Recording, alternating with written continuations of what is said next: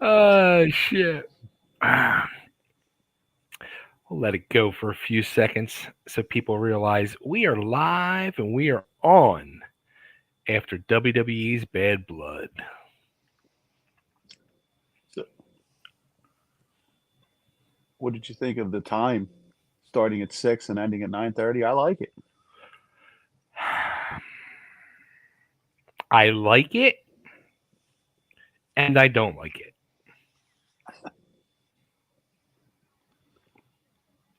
I mean, I like it because Do we got any viewers yet? not yet. It's There we go. all right. But we will have viewers at some point. They'll all start popping on. Yeah. Let's see. Boop. All right, starting to get some people popping on. Here we go. Cheers to everybody. A very, very impressive Bad Blood show tonight by the WWE.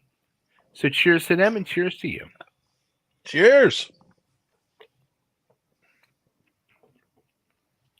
So Frank actually just asked a question before some viewers started coming on, and it was, how did I like the early start time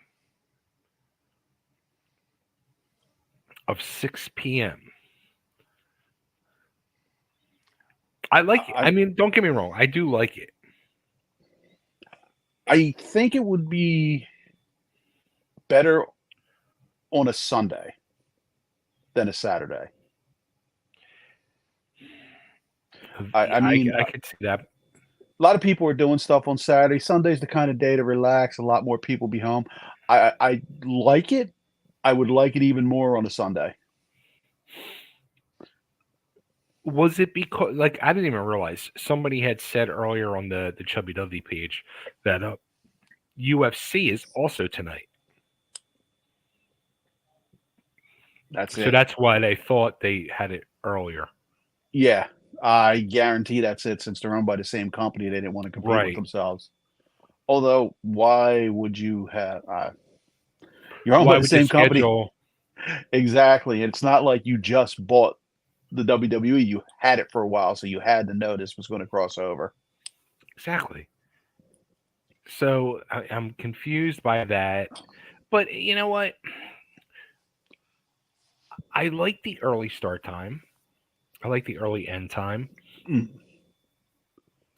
But I think you're right. Like, it just felt weird on a Saturday, especially like for me. I'm not in that Mm. Eastern time zone now, so it was an hour earlier, and we were literally out to lunch, and that's when I put that post up saying, "Hey, like what time?" And then I texted Yeah, you too just to double check, and everybody kept saying 6, and I was like, "That don't sound right. I think that's just a pre-show."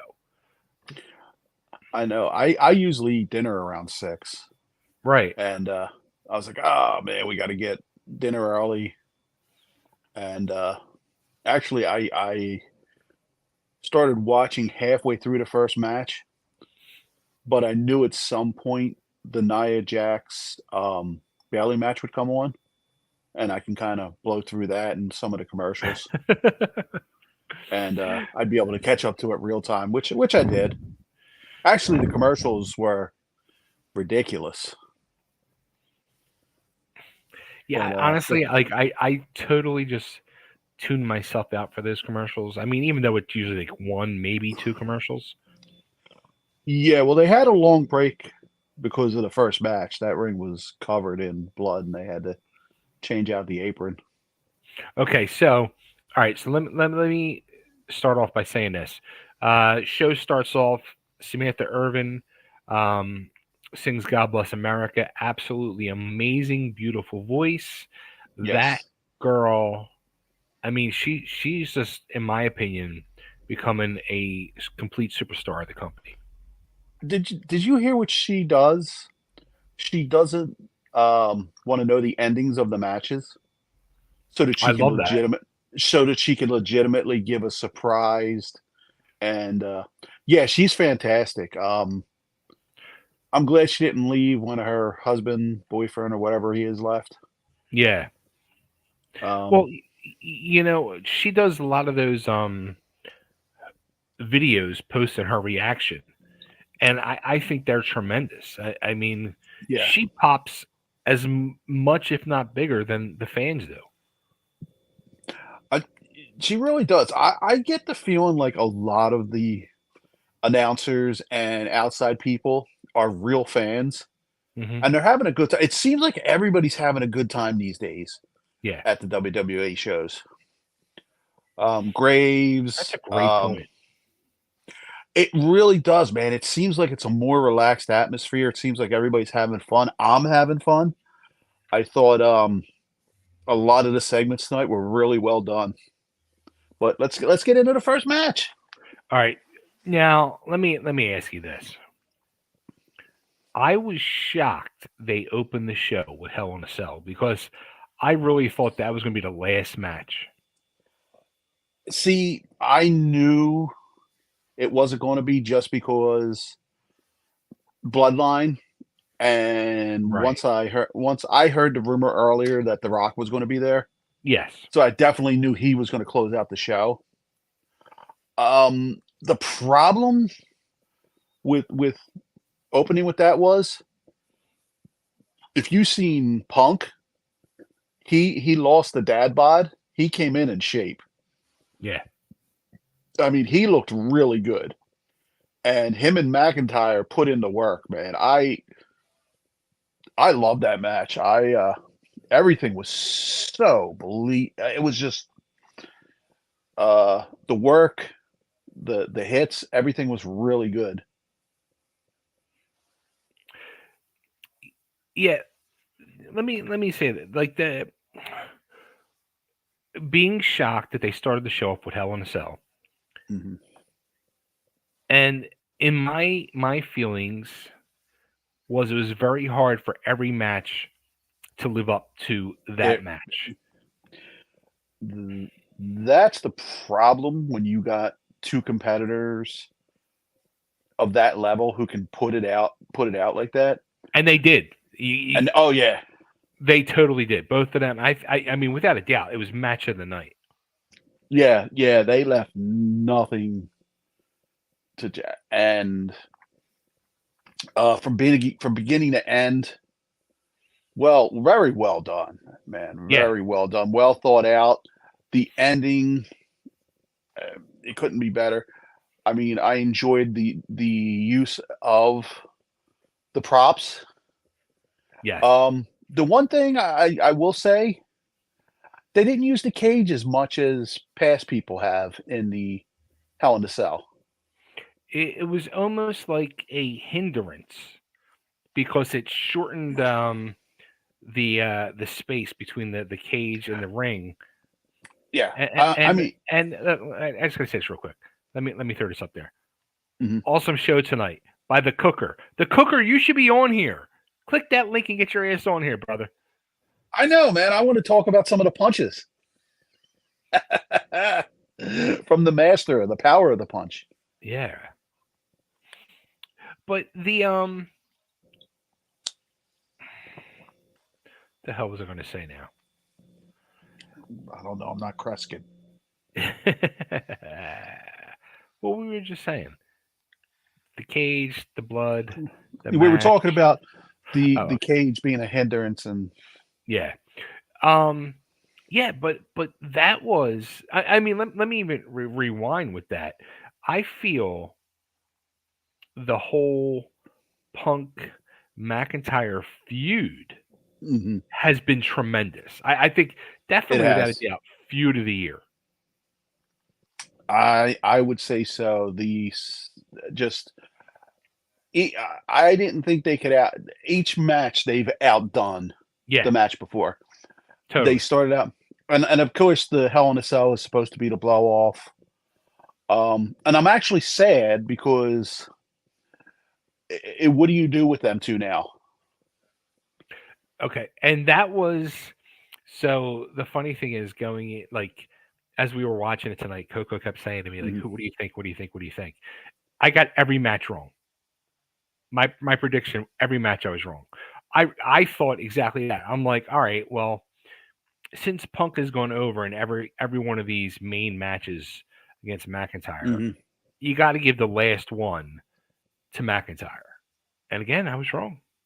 I kind of thought it was going to go that way because I think Punk's next stop is Gunther, Okay, because Gunther Punk, that's got Mania written all over it. I could see that. I could see Yeah, that. yeah, that's got a Mania vibe to me. So I can definitely see him either winning the Rumble or not Hell in a Cell, the Elimination Chamber, and getting the title shot. Now, when's Elimination Chamber? That's usually the one before Mania. Okay, It's Rumble to decide one person that goes against the champ. Elimination Chamber usually decides the second person going against the other champ. okay. Well, Richard McNichol, he says the cage match was awesome. Plus, he's a Punk fan, so he loved it. But he also says, I see Punk and Rollins picking up their feud, which that's kind of interesting because they like when Punk first came in, that was like the big thing that opening night that Punk returned, and it kind of just fizzled fast. I All right. I know this is not going to be popular. Let me take another swig before I say this. I'm not a Rollins fan. I think he's like I know he's very popular with a lot of fans, but to me he just draws out the excitement of the matches for me. Hmm. I don't get into anything he does. I don't feel like when he's champ he's like Kevin Owens to me, man. I Okay. can fast forward all his stuff and not feel like I missed anything. Hmm. Whereas Punk, McIntyre, Gunther, I don't want to fast forward. I want to actually watch it and enjoy it. Because we're going to get into Triple H's announcement later, and Yeah. Yeah, yeah. I'm really excited about that. Um, but I definitely don't want to see him and Seth because that feud it was okay, but I mean it wasn't really anything that like this one. This was definitely a better feud. Yeah, this the feud. Um, I felt this feud was like picture perfect. I'm actually, yeah, I'm sad also. This is going to be the end of it, I guess. I would yeah, like to see somehow it continue, but like, where do you go from here with it? you can. I will say this though.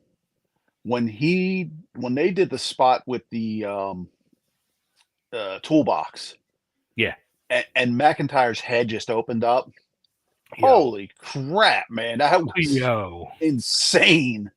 I mean, I, that was old school style bleeding.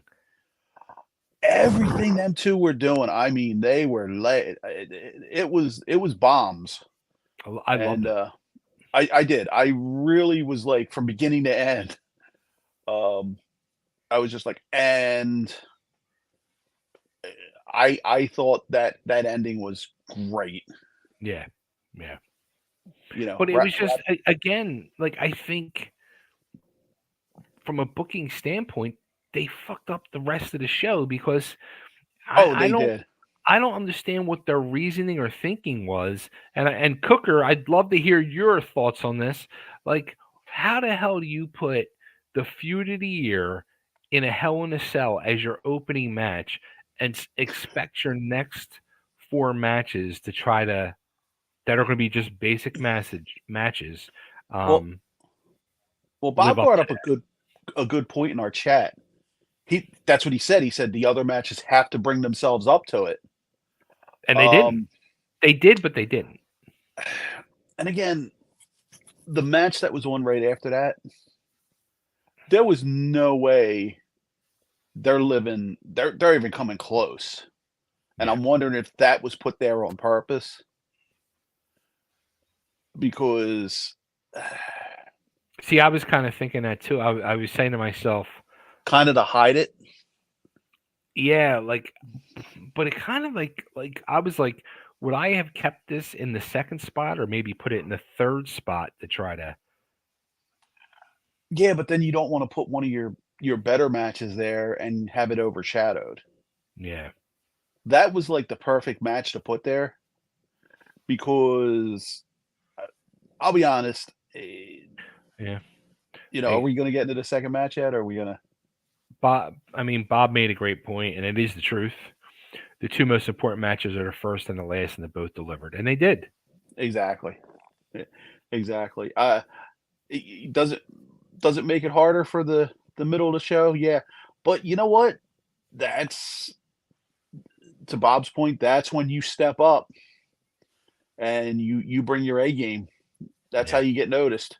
I mean, Balor and uh, Priest.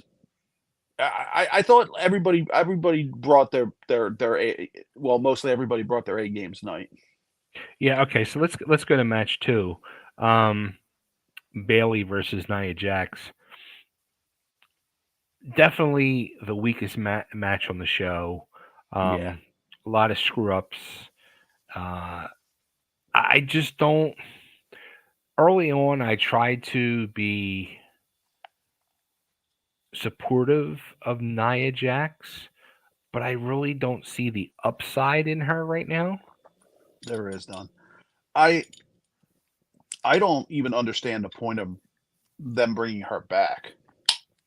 Um, yeah, she's a big, impressive looking woman, but they have that, or they can bring people in. Right. Um, she's dangerous. She's very dangerous. There was a couple times like I thought she was gonna kill Bailey, um, and the crowd's definitely more into Tiffany Stratton than they are Yeah, anyone else.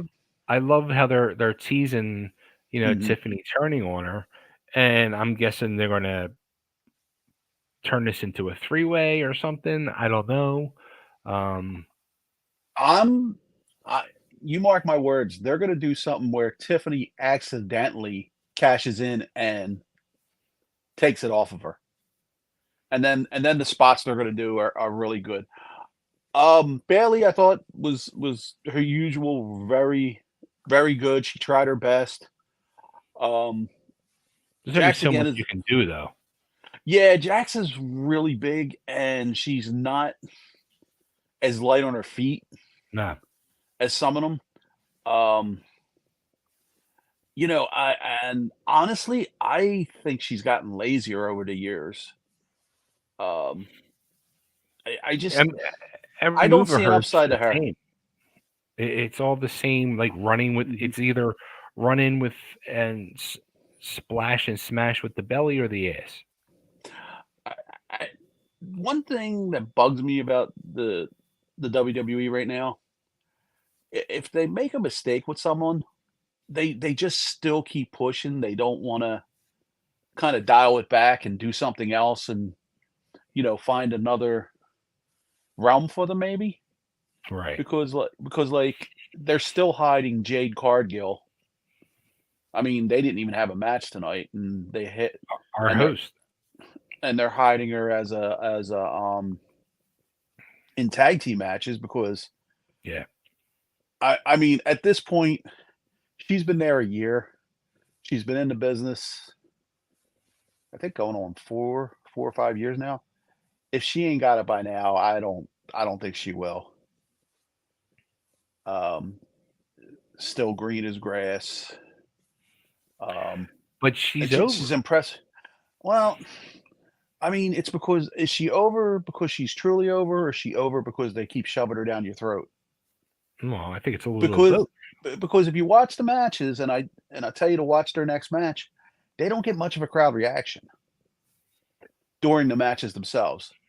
Once the entrance is over, the surprise pop, it's kind of like I forget where they were. They were overseas, and the crowd sat on their hands the entire time. Mm. I think it might have been Clash at the Castle, or maybe it was the last one. I don't know.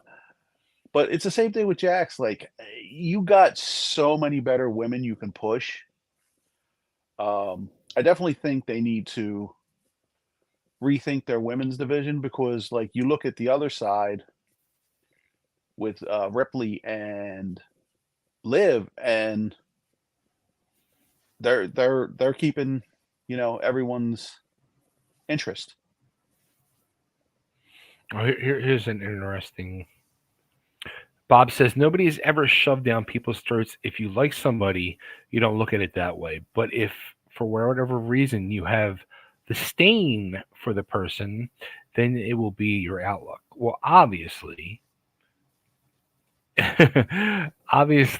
Frank has the stain or disdain, whichever you prefer, Bob, for Jade Cargill. I don't have disdain for anyone. I'd love to see. I actually was glad to see her come over because I thought AEW wasted the poor girl. I just haven't seen much improvement in my opinion, and it's just my opinion. I don't say that my opinion's right, you know. I'm just an old has been that, Is now watch Santa Claus. and watches a lot of wrestling. Um, and as far as Nia Jax, I just So Bob says, I personally like I Jade Cargill. I believe her talents are the sky's the limit. No, you know what? Like I agree on that point. Like I just don't get why she's not getting there. I mean, I I figured feel coming see to the here was going I to be the best thing for her. I feel the same way as you, Frank. Like I feel like she came in a year ago. You're definitely working with, in my opinion, I'll say WWE's a little more upscale talent, um, front office Mhm. and back office, as in the ring, than AEW. And I feel she should have improved in a year, and she has. Don't get me wrong, but I still feel she hasn't. I feel like she hasn't more than she has. Um, her personality has improved a lot. Um, she's getting a lot. I mean, let's dial back to AEW. She was pushed way too soon and was way too green. Well, She let's lay that point to Bob. Uh, Bob, the fact that, like Frank is saying, I didn't see her AEW run. Was she? Do you feel she was pushed too much or too fast in AEW as well as WWE to come in and basically? I think they're two-time champions now, tag belts. yeah. So do you feel it was too much, and then to give her a strap on top of it as you come into WWE? I'd love to hear his opinion on that. Because she's definitely got a fantastic look. Well, Um, bingo. He just said the same thing you did. exactly. And she seems like I watched her from day one in AEW, and Charmaine in the house. she definitely is 10 times better now with getting over, interacting with the crowd. Um, it's just like I said though, they keep. I know why they got her with Bianca because they're. Yeah, definitely. I Who just who I trained just her? like Do you know? see. Supposedly she was training at uh, Dustin's school, Okay. but I think she had very little training because they put her out in a main event against with Cody and Bob's the man. He's the best. I love Bob. Uh, You should her fucking be on here, Bob. Get your Mountain Dew and come on. her debut match was her tag teaming with Shaquille O'Neal against Cody Rhodes and his wife. And you definitely could see she wasn't ready to be in the ring. Okay. And then, like, a week later, they're putting her on, and a couple weeks later, they're giving her the belt and had her go on this Goldberg run. And if the matches went over a couple minutes, they were just bad. And like I said, when I heard that WWE signed her, I said, good, they're gonna keep her. I thought they were gonna send her to NXT for a while, which I really think they should have. Yeah, why didn't they do that? I think they've invested so much money, they wanted to get her out there. Right. And she did get a great initial reaction. Sure. I just feel like she's gonna end up like Almost and some of these other people that came in. They look great, they're very impressive, but they're just gonna fizzle out. Because I'll be honest, I think Charmaine says, I want Jade to be good for how ripped she is. She should have more stamina in the ring and not be doing cleanup work every match. I think that's all she can do at this point. They had a match in a tournament where it was going to be her and Nia Jax, and I guess somebody before that went out said, "Who the hell was thinking this was going to be good?" And they squashed it. They literally, it was the Queen of the Ring tournament. They had her get hurt before the match because who was going to carry who in that match? That was going to be a bad one. Scott Bridgman, I just saw you last Sunday. I'm guessing you're saying probably me at the signing last week. You won't see me till Christmas Eve. What's up, Scott? I won't see you till Christmas Eve. What's up, man? How are you? But getting back to Bayley and Nia Jax, like I said, Bayley did her best. I did like the little swerve at the end where Tiffany Stratton came in. I loved it. Took out Bayley and the ref grabbed because you could see she wasn't cashing it in, but it looks like she was. So I want to see where that's going to go. I definitely like Stratton. I think she's coming along nicely. There's a couple NXT that I want to see get the call up.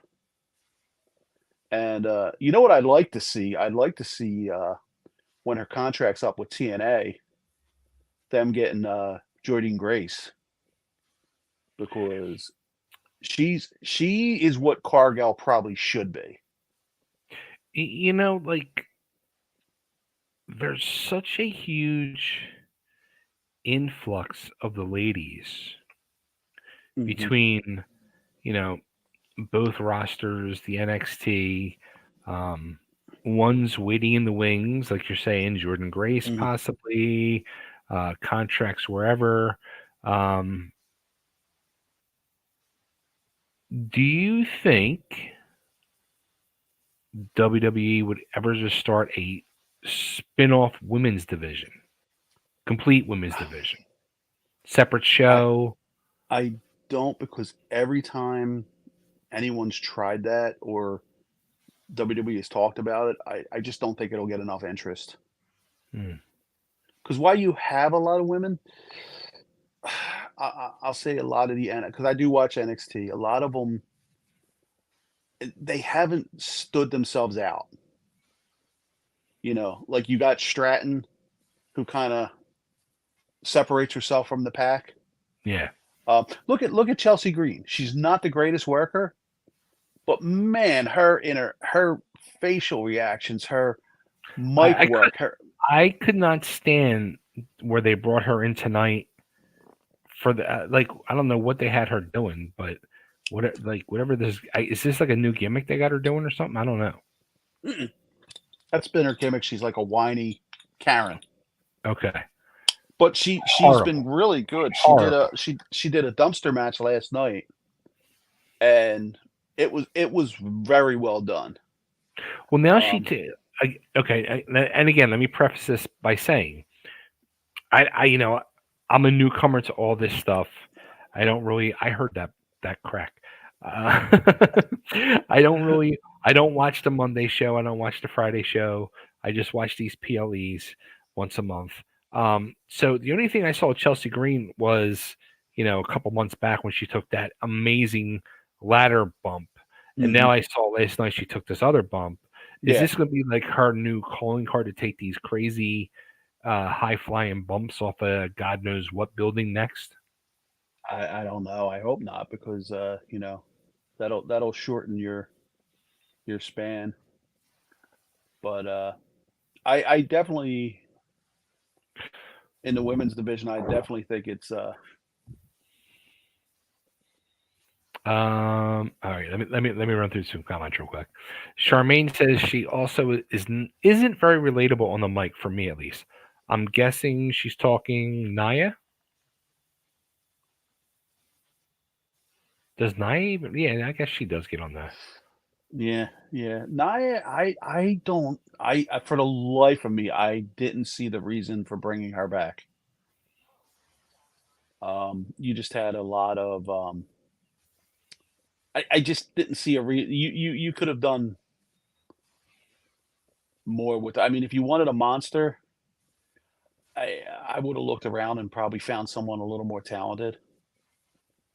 And I definitely didn't think they should have brought Naomi back Hmm. because you know what, the way she left, to me, that would have you know when I was running. Uh, if you had left me like that, yeah, you would have. There would have been no forgiveness. Because that's just a bad precedent to set.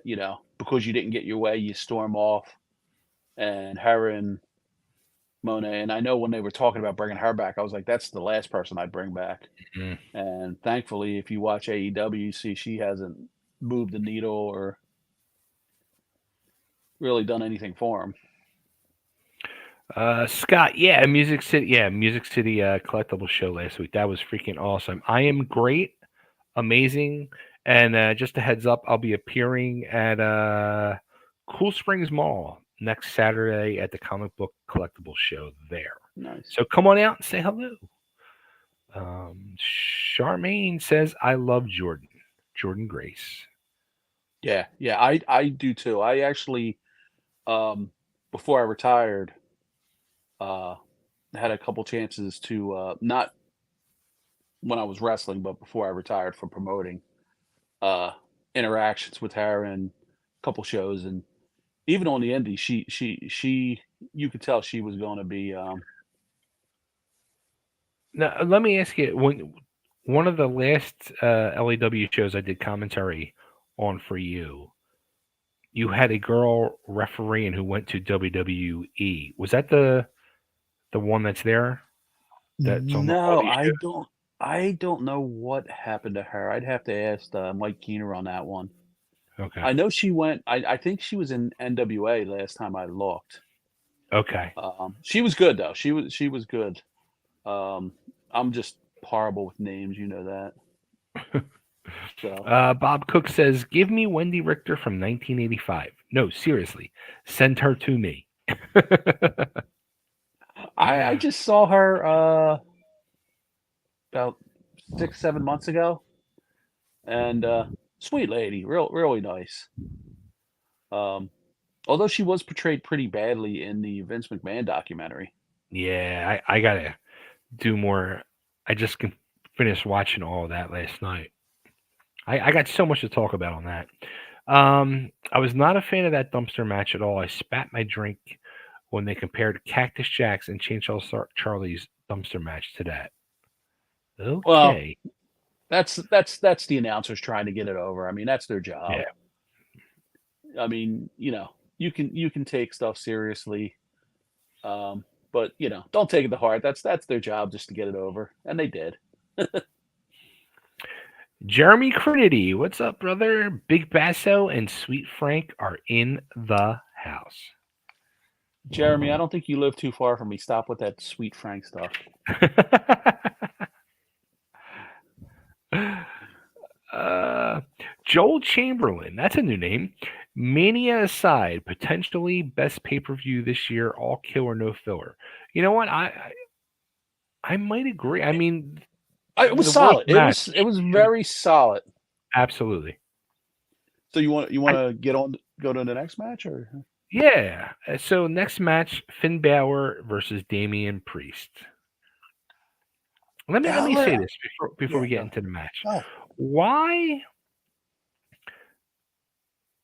do so many of the workers today wear Nike sneakers? Drives me friggin' nuts. I sneakers. I'm sorry, do not belong in a ring. And it's not like he If ain't it making was money and can't buy a pair of boots. well, I mean, if you notice, most of these workers for Mhm. WWE, each show have brand new gimmicks that they're wearing.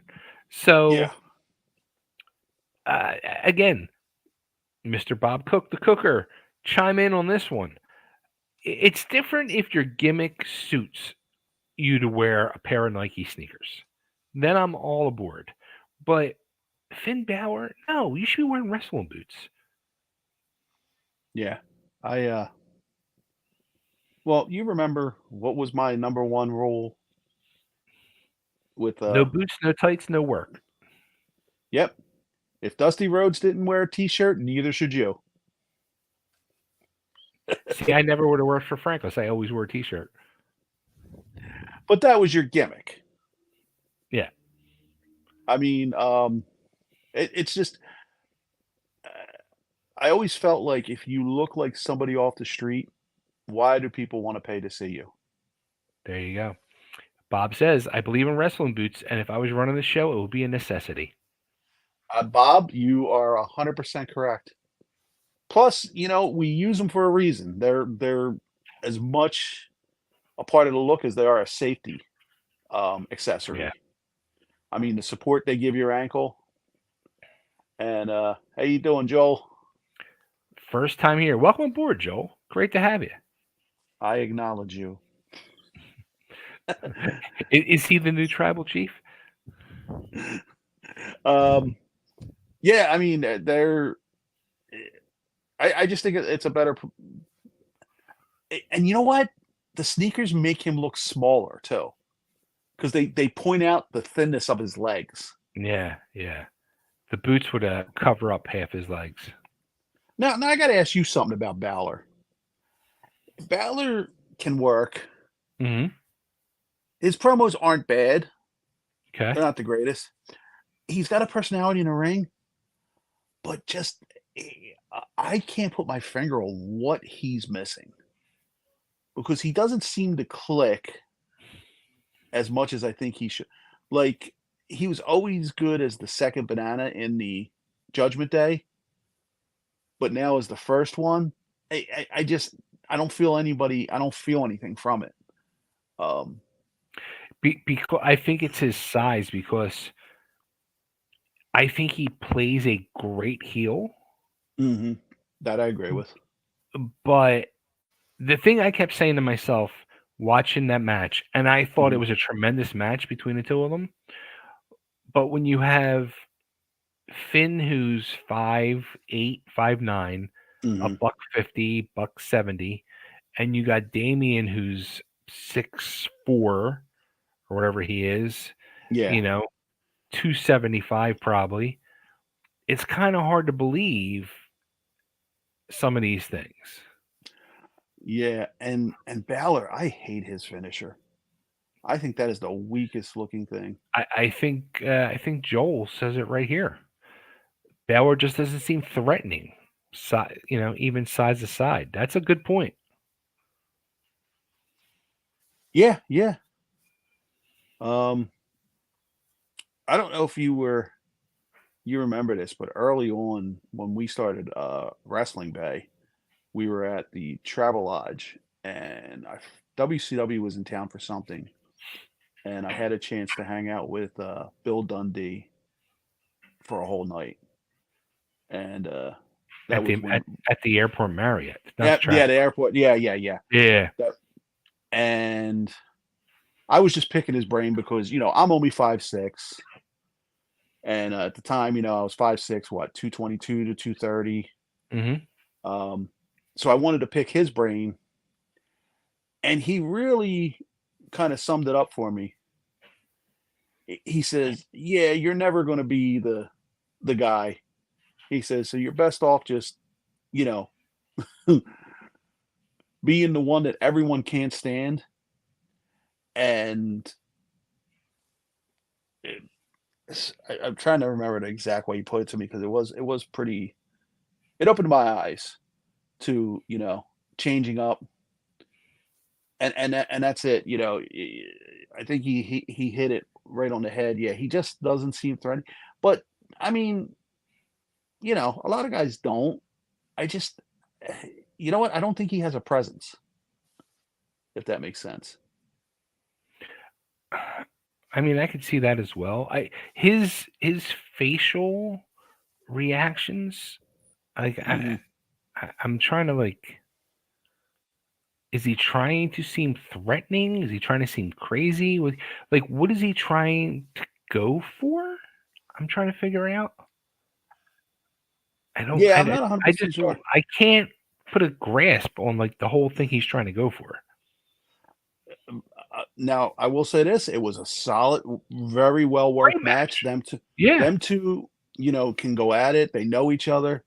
Um, Priest, I really like. Yeah. Um, he's almost there. Um, I wasn't, his run with the belt. I think they gave it to him a little too soon, but I I thought kind of his know peak was the night he won the belt. exactly. He was a nice stopgap to Gunther. Um, and I definitely think he's got a lot of a very big upside. Um, Yeah, totally. I mean, he's definitely the overall future of that company. yeah. He's one of them guys. Now he's been around a while, so I don't think he's a spring chicken. Right. Um, but the match was very, very well done. Hard hitting, very, in my opinion, believable. Finished everything. Uh, I thought it was I thought it was good. What'd you think? I mean, I love the match. I felt it was the best match I saw Damien in since he won the belt. Um, Yeah, and it felt refreshing because again, with my lack of watching the product and WWE, um, I was a newcomer to people like Damien, and when I saw the angle where he won the belt, where he cashed in the what's it, Money in the Bank or whatever the hell it is. yeah. I loved how they did that. Thought it was amazing. Thought it was great. Yeah. I popped, and then when they followed it up the next few months, I was kind of disappointed in them. And this tonight was the first night where I actually was like, yes, I felt Y- so y- good for him. You know what? You just clicked something in my mind. Money in the Bank. He Hmm. cashed it in and beat um, McIntyre. McIntyre, and now McIntyre is a heel and he's a face. We were Hmm. just saying earlier, where do we think McIntyre is going to go? You know, Yeah. because because it would be the natural feud because he was the whole feud with Punk was Punk cost him the belt, but now he's Hmm. going to go after the guy that actually won it, and it puts because I'd love to see Gunther and McIntyre. Yeah. Them I two, oh my gosh. Gunther is a Gunther is such a tremendous worker, which we're going to get into him in a little bit.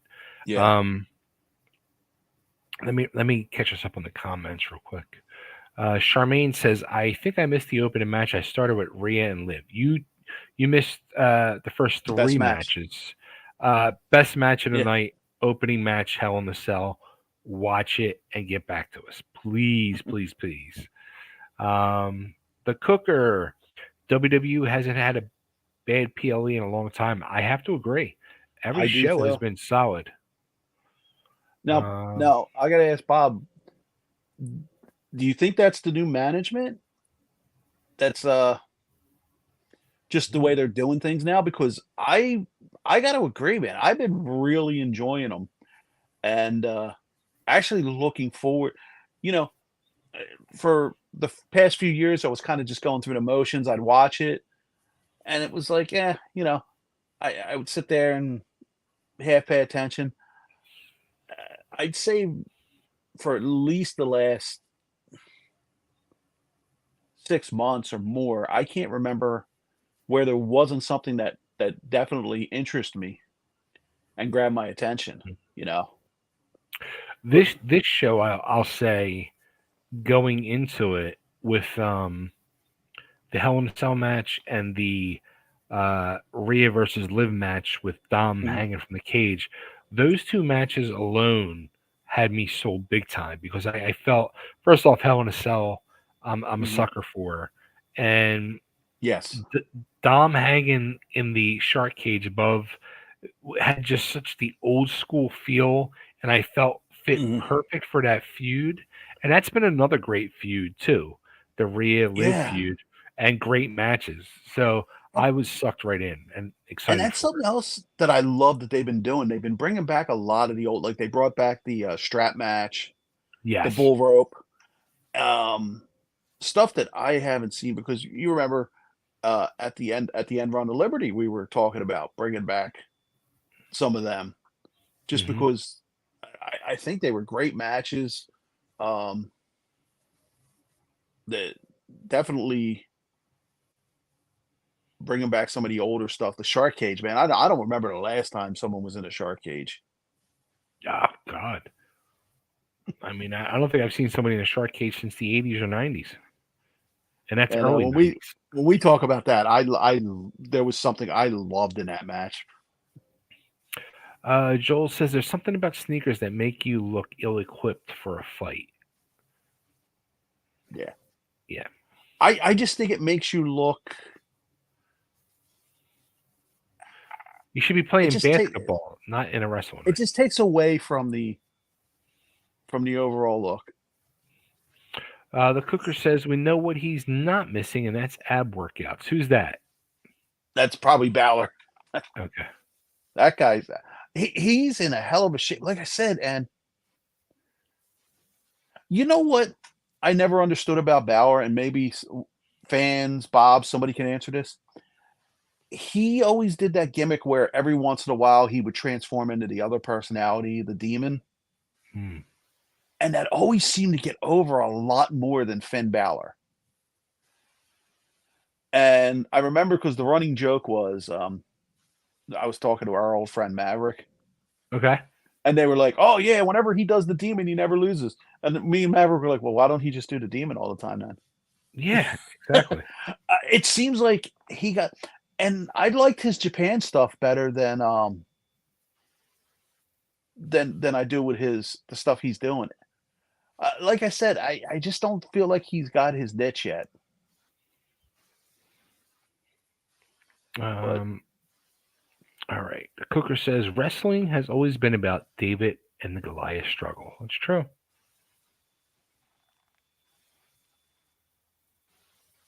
No it is comment. that, uh, dude. I'm I'm smaller than David, so man,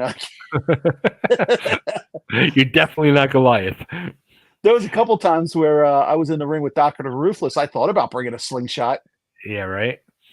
Charmaine says Baylor was great coming off NXT. I feel they just don't have anything super great for him right now. I think the See, and feud with him and Bauer would be great. I see. I'm going to disagree with you on there. I just think it's him because they gave him the belt, and yeah, granted he got hurt, but like you expected him to get right back in there, and he just doesn't. I just can't put my finger on it. I mean, he's missing something, and I just don't know what it is. Hmm. Damien is 42 years old. He's hardly the future of the company. That's what I thought. I Hmm. thought he See was up that? there. Okay. Yeah, because Interesting. he was in Ring of Honor for a while. Oh, Um, see, I didn't know that. yeah, good for him for like at his age because back in the day you hit 40, man, you were kicked out the door. You were done, yeah. If you watch the weekly shows like I do, I feel the same way. Damien's peak was when he won the belt, but now it's very stagnant. It feels, yeah. Yeah, but is that the wrestler or is that the booking?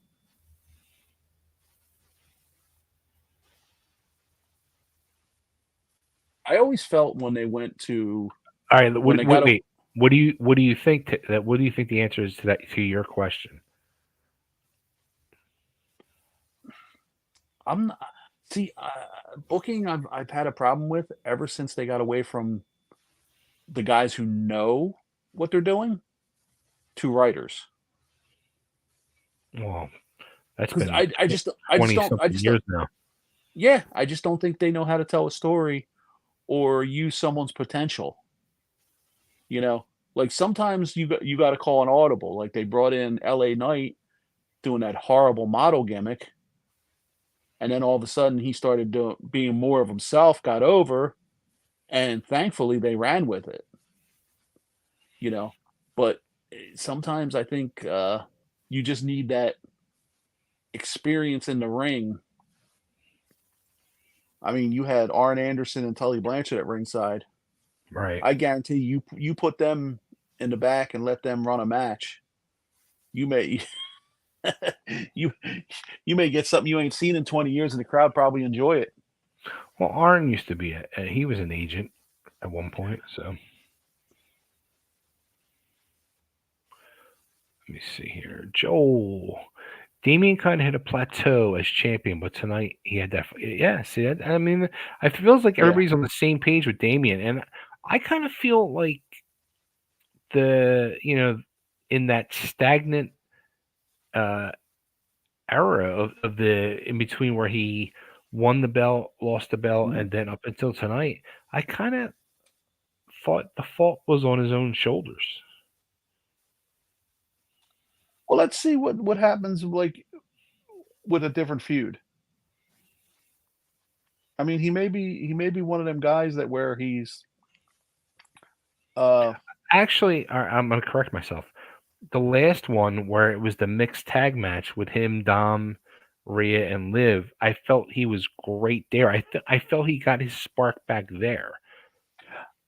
and that's what I'm saying. Maybe he needs something to feed off of, Yeah, and Balor isn't giving you that feed.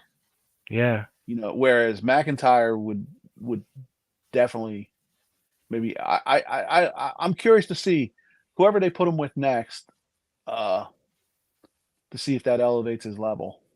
I agree. I can't watch it, but I will keep watching your recaps, Bay. Laugh out loud. Jeremy refuses to watch the new product. I mean, hey, Jeremy, like, I really think you would enjoy some of it. I really, truly do. Not all of it, but I do feel you would enjoy some of it. Did we always enjoy? No, of course not. The Cooker says 100% management. I believe morale is an all time high, but they've got less matches, giving each one more time to build and tell a story. Yeah, I, I would see, we talked about that earlier. We thought that everyone's a lot happier. I would again I would love to just discuss these things with Bob. Excuse me. Where you're doing these PLEs where it's 5 matches, and yeah, Yeah. now everything's got time to breathe, relax, tell the story, make it work, make it happen. But is it does it lose something with not all the matches, or is that enough? I think it's enough because I think today's society is the attention span is a lot less. I agree. I think it works. I really do. I just look at it from the other standpoint of they have this tremendous roster, and there's just no room for all these people to get onto these PLEs. Yeah, that's definitely, um, and that's why I like that they got the separated brands and the separated like kind of feeder league in NXT. Um, and I kind of think they're using TNA as a feeder too now, sending a couple people down there to get some different Time and experience. experiences. Yeah. Yeah, because working in front of that canned crowd in NXT, sometimes I like to use the analogy for a while there. A lot of the people they were bringing up just weren't clicking and weren't getting over, and I said, well, because you're training someone uh, to go to McDonald's by training them at KFC, two totally different products. They were actually just they were supposed to do TV tapings in South Carolina, but it was affected by the hurricane. So Yeah. they were here Wednesday and Thursday night here in Nashville, and they did their TV tapings at the TV studios where Corgan used to do the NWA ones. Oh, And okay. they were doing like $10 tickets. I should have went. You should have. Should have rushed the ring and I was working. Let's see. Or wait, I'm sorry. Let me go back to Joel. 12 to 18 months ago, I was bothered if I missed a PLE live event, but this year they're all must-see shows, and they are. They're great, yeah. fun shows. And they're really doing good with surprises, kayfabe, just some fun Yeah, and interesting stuff. So yeah, I don't even like. I'm kind of bummed because well, this will be our next segment anyway. We're going with Triple H and his big announcement. yeah, Um, we're going to get into that in a second. yeah, because on the Um, date it is my it's my Christmas season, so I'm gonna actually miss that one. I'm kind of bummed by it. Joel says, booking aside, talent should always deliver regardless. I hate the excuse he'd be better if the booking did. And then Charmaine follows up with Joel Chamberlain. I agree. Uh, as two people that have been there, you can do the best you can, but unfortunately, sometimes you're told stuff and you do what you're told.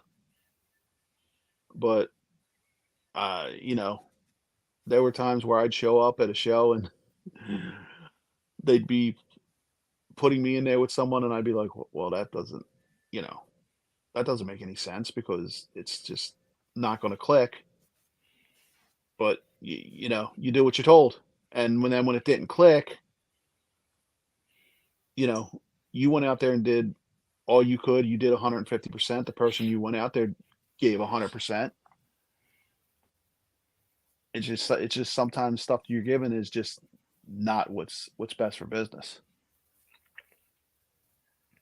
Well, let's I mean, I got a bunch more comments, but let's discuss the Triple H announcement in that segment. Triple H came out to announce the crown jewel, which is going to be I guess the next PLA, and it's Yeah. almost kind of like a King of the Ring, but it's going to be champion versus champion, but not belt for belt. It's going to be the champion versus champion, and the winner will be crowned the crown jewel of the WWE for, I guess, for a year. Yeah, it's going to be a yearly event. So the SmackDown champion is going to go against the um, Raw champion. Raw champion, both women's and men's. So you're going to see Cody Rhodes versus Gunther, which how can you go wrong with that? Yes. I mean, someone, our friend Bob said earlier, well, Cody's not going to be Too happy. His chest is It, going to be a I was little gonna say his raw. chest is not going to be happy. And then you got probably, unless she drops the belt before then, Nia versus Liv. Rest in peace, Liv. Uh, I honestly, I don't like this idea. I see. My problem with it is I don't see where you go with it. Yeah, Um, you're having your two champions. One's going to have to put the other over, so you have a champion taking a pin, but it doesn't matter for the belt. I don't like. I just don't like it. um, I mean, I guess it's to appease The sponsor, the sponsor, which is Saudi Arabia. They throw a lot of money in. obviously, as you Um, see that belt, I thought that belt looked ridiculous. you know what scared me was when I saw Goldberg there. Because I know every time they had a pay per view in Saudi Arabia, for some reason they were big on putting him on it, and I He was was like, "Oh, over. please, please stay retired, please stay retired." Um, yeah, I just don't see how one guy's going to benefit from this and one guy's not. Yeah, Um, like who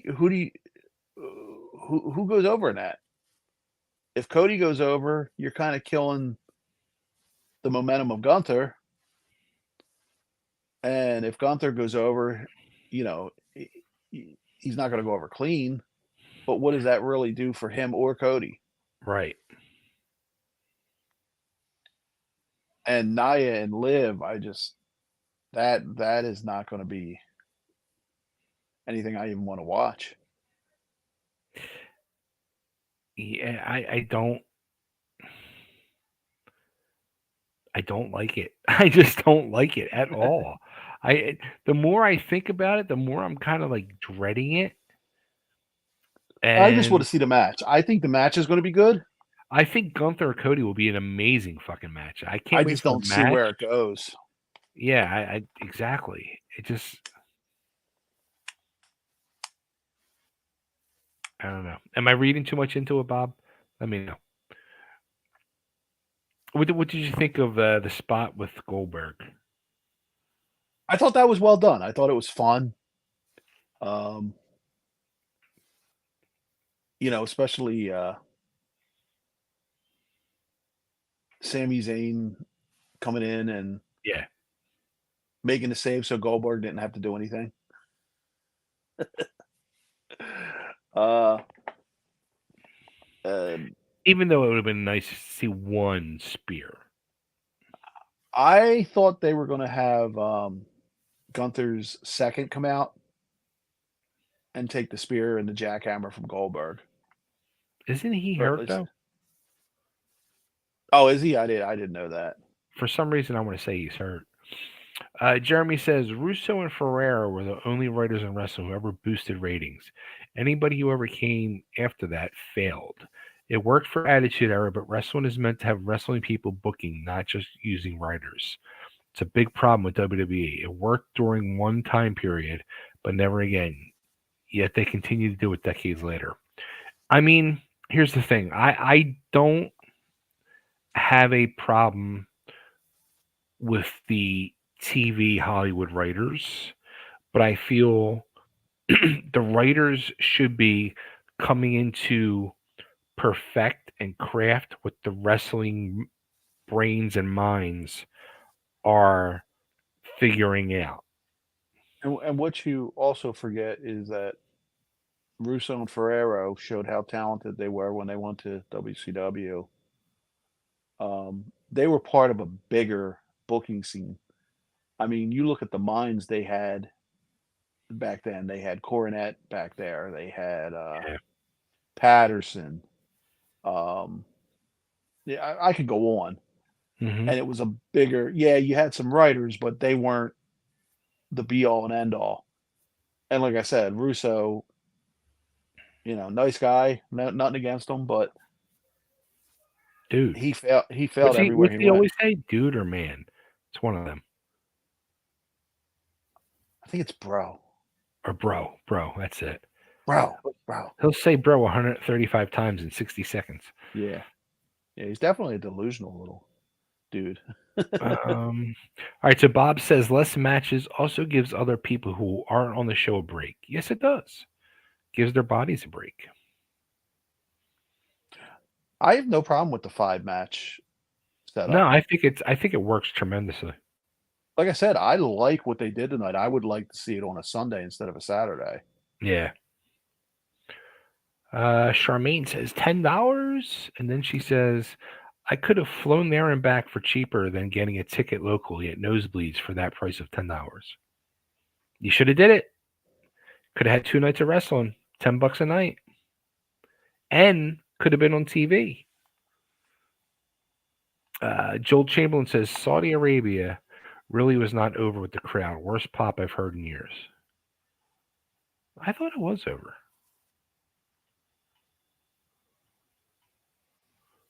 Oh, you talking about tonight? Yeah, because I heard that. It got booed.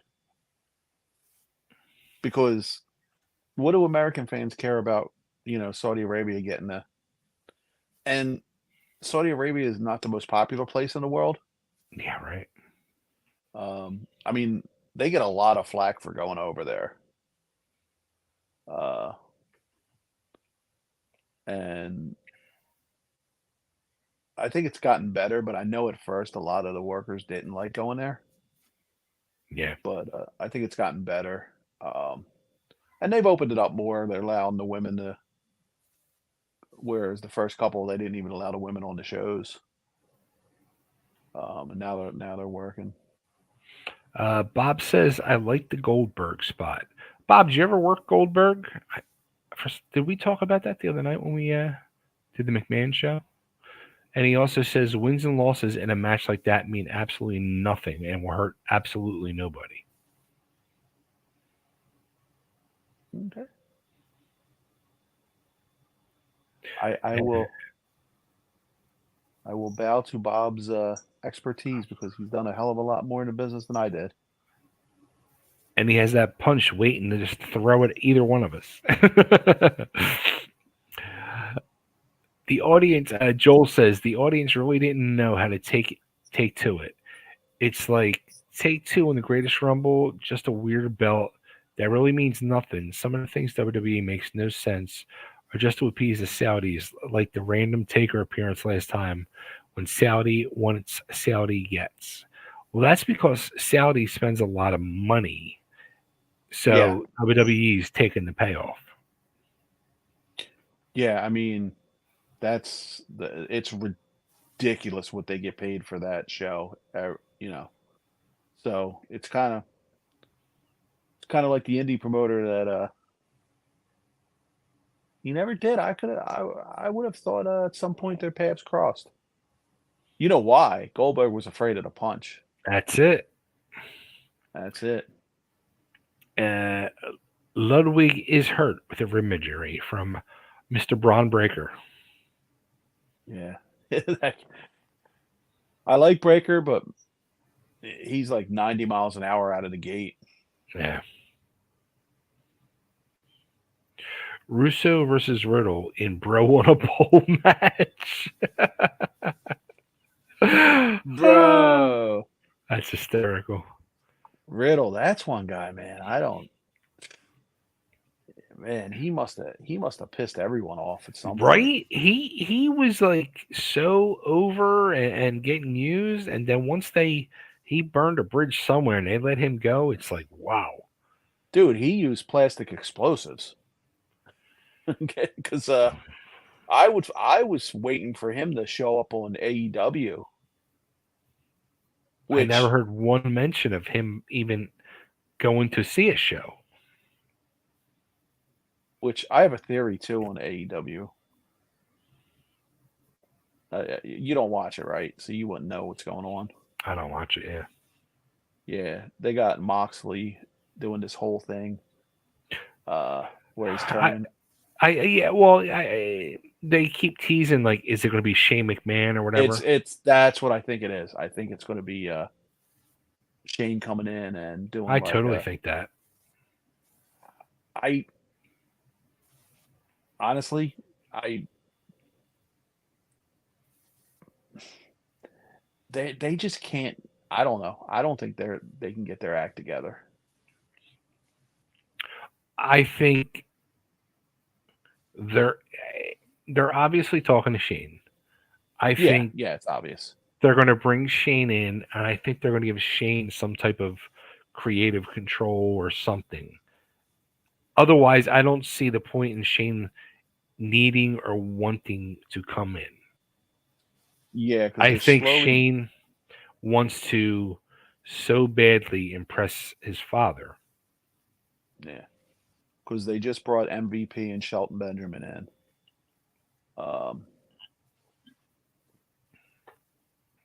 Rumors are at Lashley's coming in, so I could see this whole WWE faction.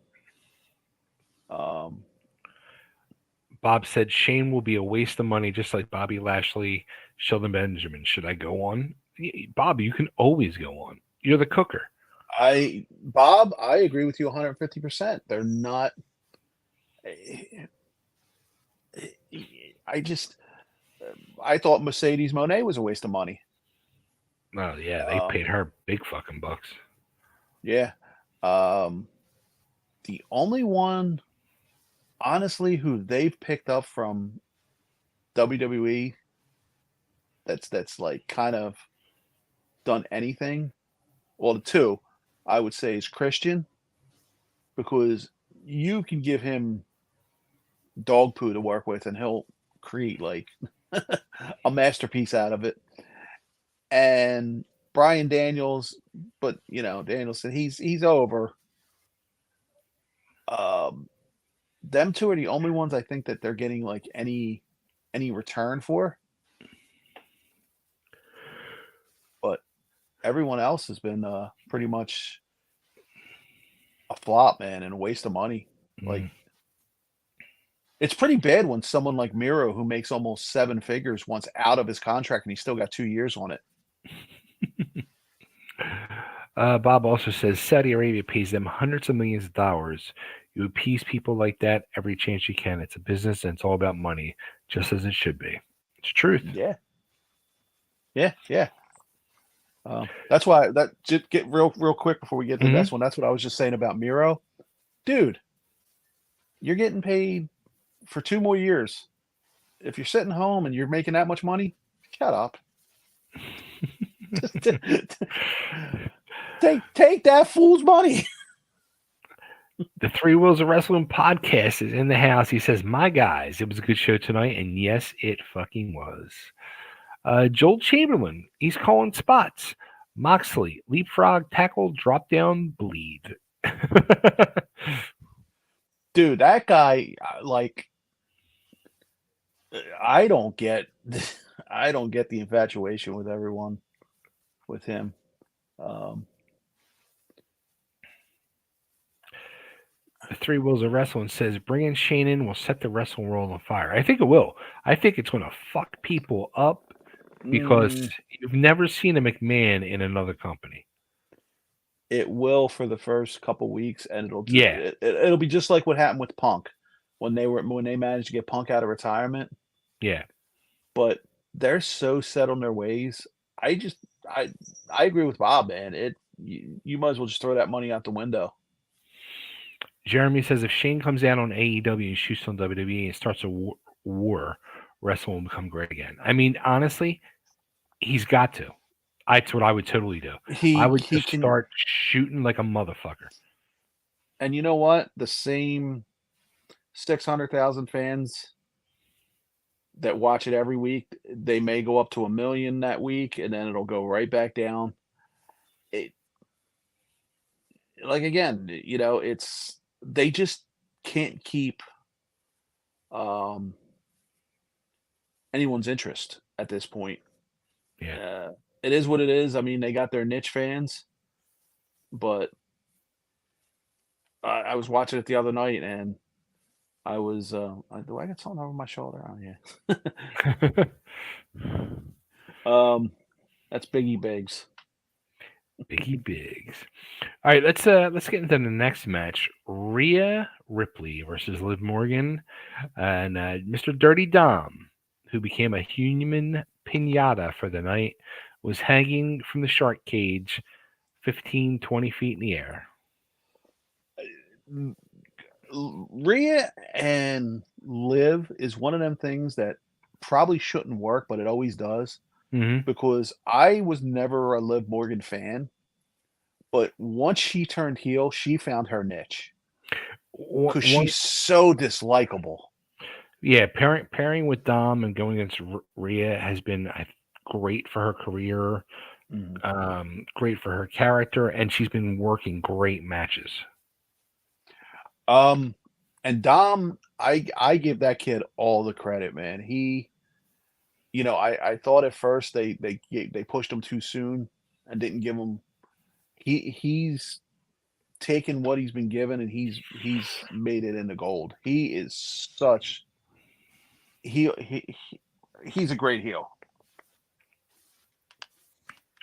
Now, what's her name? Raquel Rodriguez. Gonzalez or Rodriguez. I don't know if she's still I don't Gonzalez or even know who she Rodriguez. is. She came out and I was So like, "Who the hell is this?" she was big in NXT, Okay, and um, they brought her over. And initially, she's a decent worker. She's got the okay, size of Rhea, and her and Rhea had some good matches in NXT. okay. But I know she's had some health problems, Hmm. and I think that was kind of holding her back. At one point, her and Liv were the women's tag champions, Okay. and then Rhea took her out. So it kind of makes sense that she's coming back as a heel. Yeah. Um, Actually, I think she adds a nice component to this um, because, again, you got the size difference between Liv and Rhea, and now you're bringing in someone who's just as big as Rhea to kind of counteract that. Um, so I definitely like that. The shark cage was great. Hmm. The spot where Dom picked the lock and then fell out of the cage and had the handcuff attached to his ankle. Dude, I See, thought he was taking a header. now I honestly like. I loved it. I thought it was great, but I didn't even see him pick the cage. That was the count. I mean, Yeah, they should like have they should have alluded to it because Corey Graves did a great job in saying, "Oh, you learned that in prison." yeah, and Yeah, and they then should have like showed him fumbling with the lock at some point. yeah, that part didn't make sense. It was like all of a sudden the doors open, and then he Mhm. rolls out and he's got the handcuff around his ankle. Like what? It just didn't make sense to me. It looked tremendous, Yeah, but yeah, and then I knew they were going to go for the pinata spot, oh, that was which great. that was, and she was beating the crap out of him with She that. was. She totally was. She splintered that kendo stick, and, and the crowd loved it, man. The crowd loved it. Um, Again, I liked the way the match was booked. Rhea and Liv work well together. You know, Liv is a great heel at this point. You know, always running, always dodging, and doing what she needs to do to go over. And tonight they just had Gonzalez come out and take her out. Rodriguez. Rodriguez, okay. All right, let me see. Bob says going back, bring in a bunch of 50-year-olds, especially a guy like Bobby Lashley, who I can offhand think of any match he's ever had that I wanted to watch again. Ooh. Um, Let me think. Yeah, I'm gonna. Damn, Bob. I can't think of one thing that's just ever stood out. I mean, don't get me wrong. There's nothing. I like Lashley. I like what he does, but yeah, and like you said, you're bringing in you're throwing good money after bad. But how much does that say for the product, though? That a lot of times these old WWE guys they bring in are the only ones that the people are caring about. Yeah. I mean, what does that say that Christian is one of the Jericho? I don't even know if he's over or not. I that dude, I don't know what the hell he's doing these days. But Yeah. people care about Christian. People cared about Edge when he was there. They like Danielson. So what does that say about their product? That yeah, the only time people care is when they're bringing in people that give you, like I said, that initial boost, and then you're just throwing money out the window at that point. Charmaine says, I love and enjoy AEW. Bob says, AEW will be stupid and have Shane as a surprise, and then the next week it won't mean a damn thing. He's right. They do it all the time. They bring somebody out, and then they just don't. There is no follow up there at all. Um, and like I said, I know they're gonna. I think the next pay per view is where Shane makes his magical debut, and he's going to be the one behind Moxley and all that. And like I said, the next week TV will go up a couple 100,000, and then it'll And then the next week it'll go back down. yep, as it has been. Joel says, Dom is my hero. Rio is great, but when you're young, wealthy, and on top of the world, live as kind for a wild woman you want next to you, in you. I think I know what he's saying. And I think I agree with him. Yeah. Charmaine Charmaine says Raquel has the same health condition that I have. It's very difficult to manage. I don't know how she can wrestle still, honestly. Interesting. Yeah. She's powered through it. She's like I said, I really like her, and I'd like to see her get a chance. She has potential, but I think her health condition is going to. I honestly read about it, so I never wasn't too familiar with it. It's called mast cell activation syndrome. In short, she's allergic to everything in a life changing and life threatening way. Well, that's Yes, yeah. One actually pay per view, she came out and she was covered in a rash, and like I don't know how she worked. Um, so yeah, I give her credit, and you too, Charmaine. For dealing with that, man. Joel says, never like Raquel. Her whole gimmick is I'm strong. Look at my back. It has muscles. Um, I think she's one of them people that, like I said, she's a good secondary character, player, bodyguard. Like this is the role she should have been in the whole time. So Right. I think this is gonna. You'll be surprised, Joel. Give it a chance. And what you said, hats off to Charmaine for going through and dealing with what she deals with. Yeah, yeah. It's like I said. I read about it. I'm sorry I didn't know the exact term or the name, but it's pretty bad. And the fact that she can wrestle. I mean, the fact that anybody comes back, give them credit. All right, and the main event, Bloodline Solo Sokoa against with Jacob Fatu against Cody and Roman. I love Jacob Fatu. He only has one speed, and it's 150 miles an hour. I've been a big fan of his for years, and I always thought them not bringing him in was a crime. Uh, I definitely like the role they're using him in as an enforcer type. Um, thought I really liked this match. I liked the way they did it. I think it brought it. You know, like Bob said, the first and the last match are the ones that you want, and they did it. I mean, Cody. I love that they brought in the marching band that played his theme at the football Hmm. game. That was pretty funny, Yeah. and and then having Romans come out to an orchestra was pretty cool. The match, very solid match. Yeah, it was a really good match. Did you think um I mean this was such perfectly timed when Cody went to make that hot tag and didn't even realize Jacob was on the ringside and pulled Roman down and he couldn't make the tag. I thought Roman You jumped down and you know what? I was like, "Oh my god, he turned on him."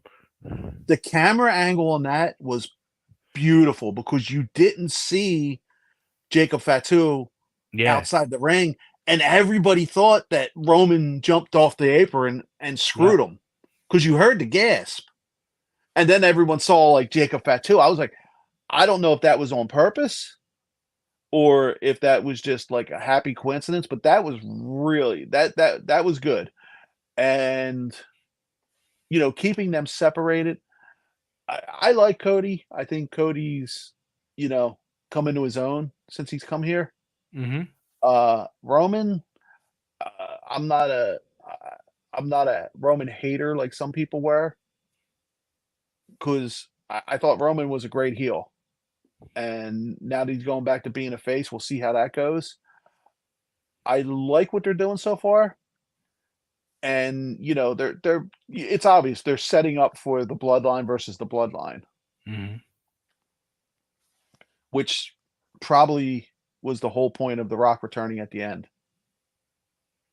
Right.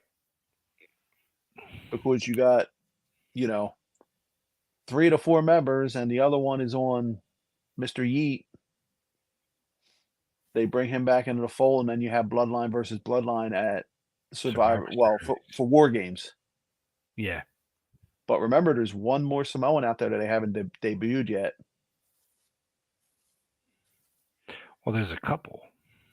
Well, the one I'm talking about is Rakishi's other kid, the big one, Hikalea. I think that's how you pronounce his name.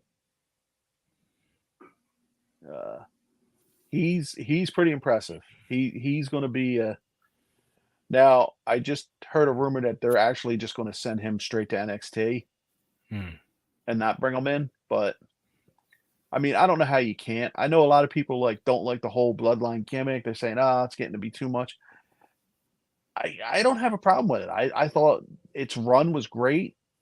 You know, it reminded me of old days of heel factions where Roman wasn't getting clean wins. Man, he was cheating. It kept you, because when he finally got beat, you were invested by then. You know, Um, Charmaine says, too many damn kids, but Zilla Fatu, that's the one, Zilla, is good yeah, too. that's the That's the one I've been hearing supposed to be coming in next. yeah, that's Rikishi's other kid. Bob said the two most over people tonight were CM Punk and Roman Reigns. I agree. Totally agree. I totally agree. Yeah, I think Reigns coming back. Joel says, I like Jacob Fatu, amazing talent from years ago, seeing him in MLW and thinking, why is this guy not a top talent in WWE? But glad he's there now. There you go. For some reason, I guess he had some problems, legal problems, and that was holding them from giving him a shot. Which, I mean, come on, really? You know, Hikaleo, that's another one I've been hearing, is a Haku kid with him and that's the one Zilla. I was thinking of. Okay. With him and Zilla and Wade, they could end up with like a three faction in bloodline battling for supremacy. Hikuleo is the real tall one, and if I'm not mistaken, or am I confusing him with Zilla? There's a lot of Samoans. Yeah. I live near Allentown, so That's where they're all born. You, now, something I had mentioned, and I posted this on social media in the opening match, and I forgot to bring this up as we were talking about the opening match. And I said, um, "Did you see that?"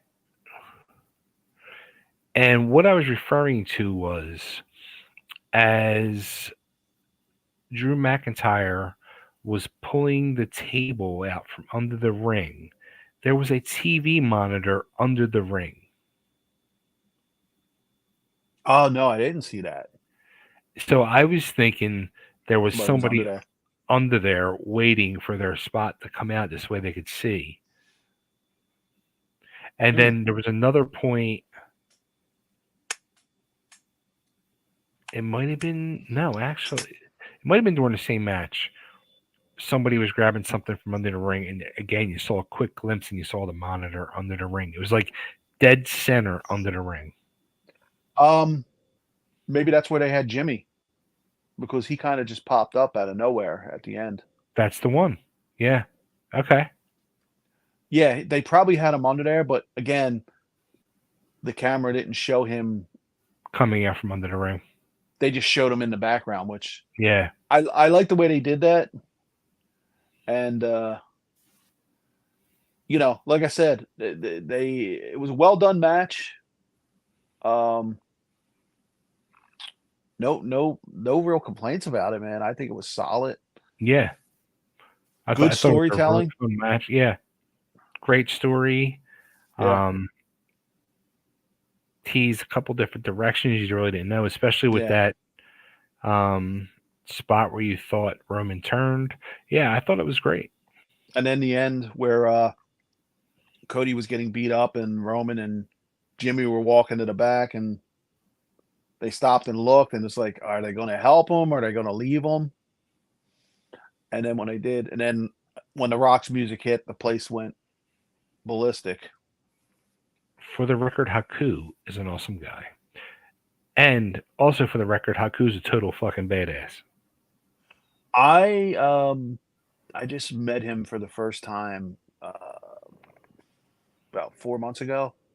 Hmm. Bob, you are 100%. He is the nicest guy in the world. He was at a convention and the fan interaction. He was just a very humble, very nice guy. We talked for probably about 20 minutes and couldn't say enough nice things about him. And he was just all around good dude. And no, I would not screw with him. he's still he's still an intimidating dude. That's awesome. Uh, Um, what did you think of The Rock coming out at the end? eh, eh. I mean, they're setting up for And the what did he War do? Games. I get, I think whatever. he's. I think he's. We got 3 of the 4. Yeah, that's it. Um, See, I think it would be. I would like to see Jay tell him to piss off. I think that would be more interesting than him joining up with them. Hmm. Because you know what I never understood? Wrestling is a very forgiving world. People can set you on fire, burn down your house, beat the crap out of you, and then if they're just like, "Hey, buddy," and you're like, "Oh yeah, we're friends again." No, It's like watching. I'm a son of a bitch. I'll hold a grudge forever. It's like watching General Hospital. Joel Yeah, says there's like Rock still holding that belt is ridiculous. I agree. He looks like a fan that's bought a belt while he was waiting in line. I always said that if you carry a belt around like that and you're a fan, you should have to defend it. Hey Bob, where are you? What's your feelings on everybody carrying belts? I like the Rock coming out there. In fact, he was the third most over guy on the show for a limited time. He was there. Yeah, I agree. That part I agree. But how about carrying that belt? What's your feelings on that belt, or the fact that he was, everybody carrying belts? They go to watch shows and they have belts over their shoulder. Well, now the big thing is and I like this, and this reminds me of the old days of NWA. When the wrestlers are coming out, they're signing stuff on the way to the ring now. Well, that was I like think that's old school WWF too. yeah, that's so cool, man. I like the fact that like if you're in that front row and you're sitting there and them guys are that's I'm glad that that was brought back. Yeah, That I to love that. me was something that was always when I was growing up, I remember when going to the WWE or WWF at the Spectrum, and they just didn't do that. NWA came to town at the Civic Center. We went and we got down there, and literally, um, Dusty Rhodes was the first person that we were at ringside, and he like walked right over and signed my brother's book right on the way to the ring. That's And it awesome. was like, yeah, it's a moment you never forget.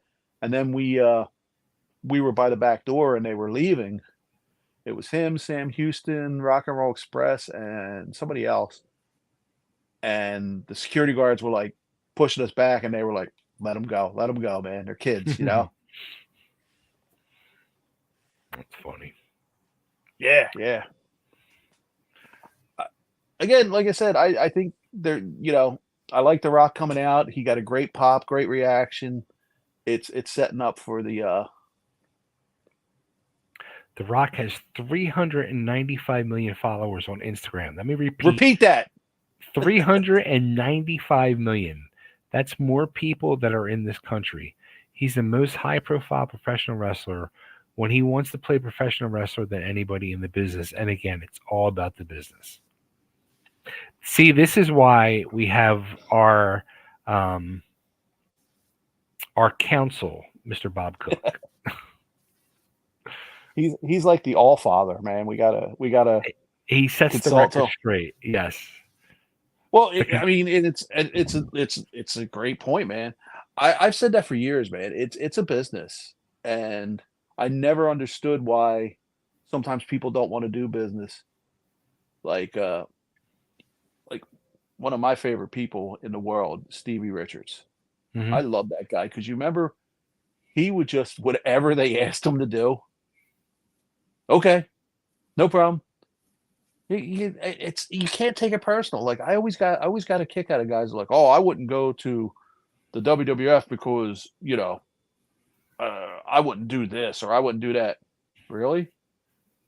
If they're paying you, just it's business. Yeah. It's like when we used to run, man. Hey, we need you to do this. Well, I ain't doing that. All right, you don't have to work then. Do you think The Rock bought In and Out for the boys? Oh, sorry, that was a one time only. What was In and Out? What did I miss? In and Out's them hamburgers. I guess he bought everybody hamburgers at some point. I never heard the story. Oh, okay. Joe, you're gonna have to enlighten us. And I've had In and Out. He's also 51 years old, and regardless of what people might think of him, he does love the business. So let him come and play anytime he wants, as long as he wants. Yeah, He's gonna bring more ratings, man. He's gonna bring more interest. Bob is 100% right. It's business. The dude, like you said, he has that many followers. Um, they're bringing you in, man. You know, I have no problem with it, man. I think the only people that have problem with it are like some of these fans that like the internet fans. You know they who I think it was Jeremy said earlier for the TWA One and Done show. I should book Bob Cook against somebody, and I forget who it was, but I was like, oh, that would be fun. just have them like the first person to knock the other one out. Every couple of years, Rock posts on Insta that he's having In and Out for the first time. Uh, you know why? He probably knows someone who owns an In and Out, and Yeah. Bob says some fans have a problem with everything because they suck as fans. oh, my favorite thing to do is troll them on on Facebook, especially because you can trigger both AEW and WWE fans so easily. And it is actually fun because like it's the old heel in me. Mm, wow. A name from the past just popped up. The one and only Mr. Augie Doggy. My buddy, Chubby Dudley the Best. Remember Augie used to come down with Rocky to the school? Oh Lumpy Little. yeah. I remember Augie. Yeah, Augie Doggy. What's up, brother? Good dude, good dude. Yeah. All right, well, let's wrap it up because I am exhausted and I got to You work. look exhausted. Yeah, I am. And I got to work 12 hours tomorrow. Wow. Joel says Stevie Richards seems like a great human. Love his show on YouTube. I will say, I Good think dude. Richards has the best one. Like as I go through like all these clips and all, I think Yeah. Richards is probably. I mean, he's so open and honest with everything. I love it. We've known Richards what, 30 years or more? 30 years, yeah. And I used to travel 32 with him. years. Him and I used to you know, go up to Iron Mike Sharp's school Hmm. every 2 weeks just to improve ourselves, man, because we were always in that mindset that you can never get enough, experience and learn. And I will say, business wise, I always gave him credit because it didn't matter what crappy gimmick they gave him, he would just do it, put his whole heart and soul into it. And I mean, you look at like Right to Censor, that thing went. Honestly, Hmm. I don't know why they killed it because that was just as over as you know anything they had going at the time. Yeah. And then, like I said, look how long he was with WWE, and then he went over to TNA, and they saddled him with a stupid gimmick, and he did what was asked. That was one dude that, like, I always said, if I ever brought him, I wanted to bring him in to do a seminar, but not on the wrestling, on the business, Mm. on how to do business the right way and how to actually promote yourself and make a buck. Johnny Martello's in the house. Yo, this is the best one on YouTube in my opinion. Well, thank you, Johnny. Joel says, "Great show, guys. We'll definitely check in again. Cheers." Joel, thanks for coming out and hanging out. And great meeting you last week, brother. Yeah, thank you, everyone. I enjoy coming on here and talking wrestling with Bay, and gives me Charmaine something to says, do. "Love Stevie." And honestly, I wish I was able to watch the shows every night. I mean, we could do this every freaking night, and I think people would love it. I wouldn't love that. Johnny says, "Nice jersey behind you. The only flyer I respect." Acknowledge. Acknowledge. All right. On that note, I'm gonna wrap it up, brother. I love Uh, you. Thanks for hanging out. thank you, Bob, for chiming in, man. That's wisdom that you ain't getting. Bob's gonna go play his Evil Knievel game. I hope you guys have a great night. Bob, What you're the evil fucking Knievel game? man. Bob What makes evil his Knievel own. game? He makes his own Evil Knievel games. He's way more far advanced than we are. I want an evil Knievel game. You got to You see know, I the got stuff he makes. I got one of his capes, right? Oh, you got the sign cape thing. Yeah, yeah, But I yeah. I, I got to tell you what Bob had. A lot of Bob's Evil Knievel collectibles are now in the Evil Knievel Museum. Really? Yeah. I think when I got that, that was probably the last time he did a public appearance. Mm. It was so long ago. And even then, he was pretty nice guy, very frail though. At that point, I don't You might remember be how many one of years the ago. only people to say Evil's a nice guy.